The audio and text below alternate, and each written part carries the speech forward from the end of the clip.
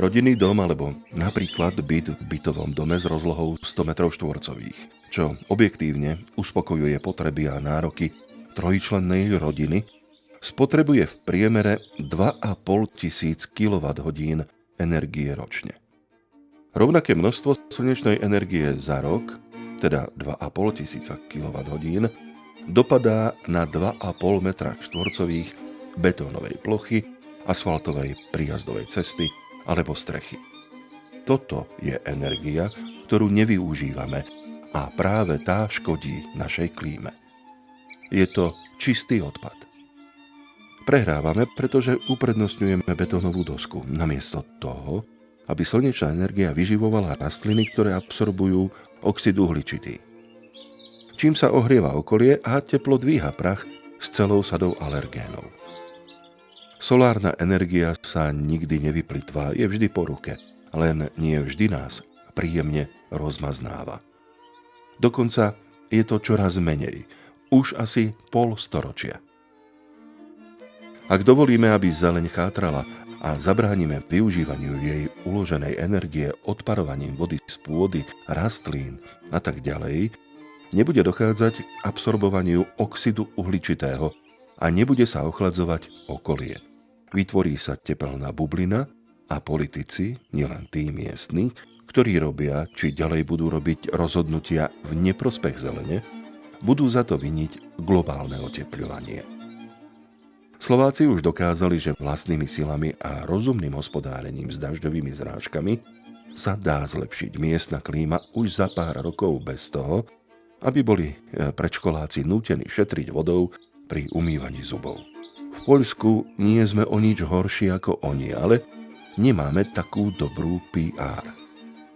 Úradníci dokonca aj za tým najelegantnejším, ale v podstate vždy vzdialeným stolom predstierajú, že poznajú všetky alebo takmer všetky príčiny klimatickej devastácie vlastnej krajiny. Neprechádzajú sa cez kríky v daždi, nemajú ani potuchy, o čom je tých na predchádzajúcich polstovky atmosférických stĺpcov na tomto kanáli. Politici žonglujú s globálnymi nešťastiami, aby odvrátili zodpovednosť za lokálny amatérizmus, korupciu, slepotu a hľadali vinníkov čo najďalej od vlastných rozhodnutí. Amazonský dažďový prales alebo ríša bergamotu sú na to ako stvorené. Pretože je to ďaleko, pretože je ľahké oklamať ľudí, ktorí sú neustále klamaní, odradiť ich od starostlivosti o vlastnú hladinu oxidu uhličitého. Je to jednoduchšie, ak problému nerozumejú.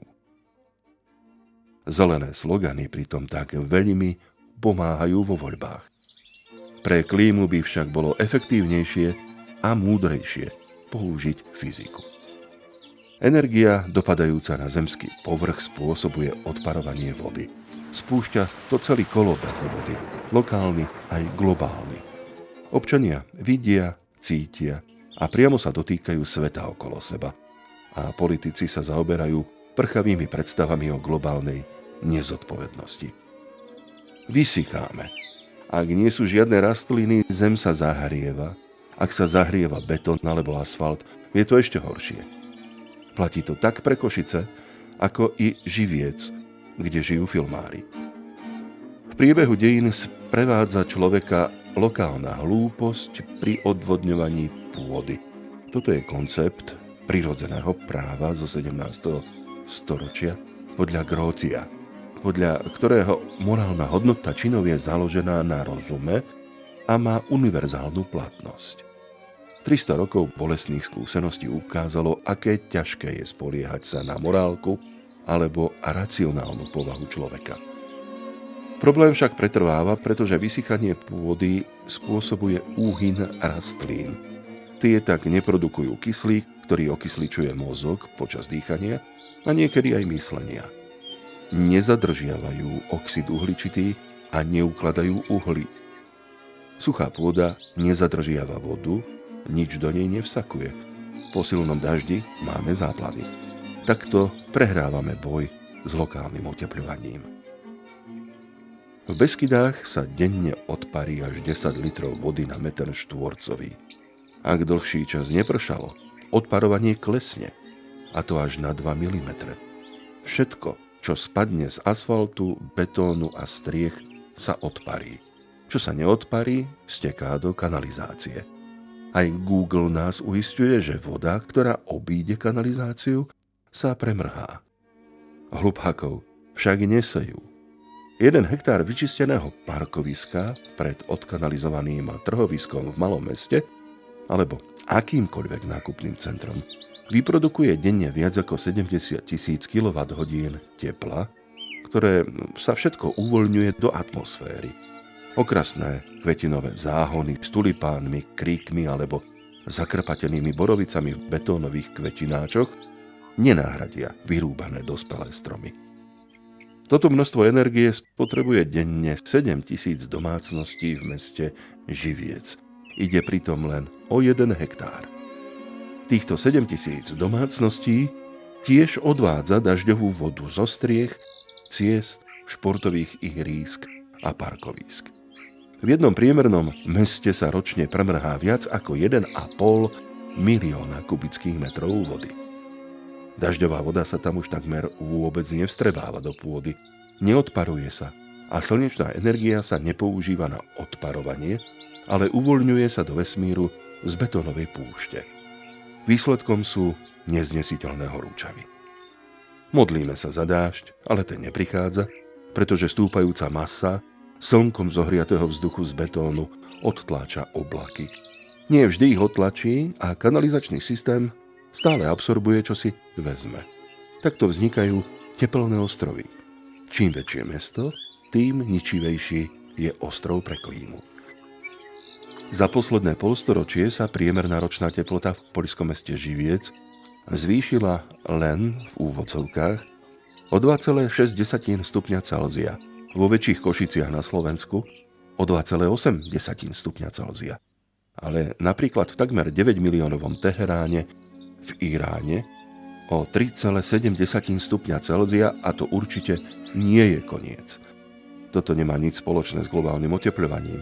Je to náš lokálny, vlastný úspech v úvodzovkách, dôsledok nedostatku našej predstavivosti.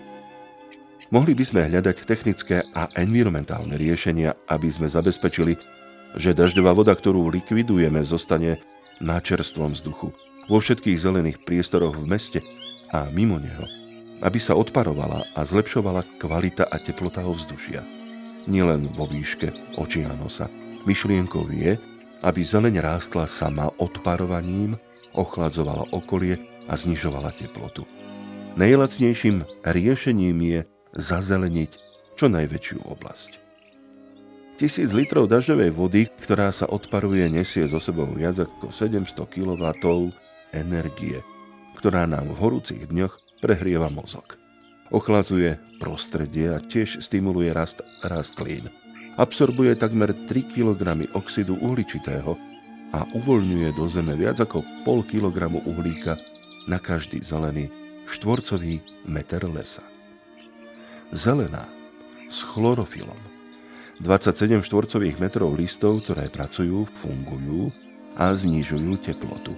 Neexistuje lepší systém na ochladzovanie klímy. Dospelý hráb, jedľa, buk alebo dub rastúci na 1 štvorcovom metri má niekedy 1000 štvorcových metrov listovej plochy. 1 štvorcový meter rašeliniska, bobrieho močiara alebo mokrade produkuje niekoľko štvorcových metrov listov, ktoré absorbujú oxid uhličitý a ochladzujú okolité prostredie odparovaním. Voda samotná takúto kapacitu nemá. Oxid uhličitý nie je nepriateľom ľudstva, ale základným stavebným kameňom všetkých živých organizmov. Bez neho, rovnako ako bez vody, by neexistovala fotosyntéza ani život. Vedia to ekológovia, prírodovedci, poľnohospodári i lesníci. Množstvo problémov s prehrievaním by sme mohli vyriešiť domácimi prostriedkami, priamo na našich dvoroch. Dnes priemysel zachytávania dažďovej vody vyžaduje špeciálne opatrenia a organizovaný priestor, aby sa umožnil normálny život a práca. Betónom obložené mestské námestia, cesty a strechy sú rovnaké v Poľsku, na Slovensku, aj v iránskom Teheráne.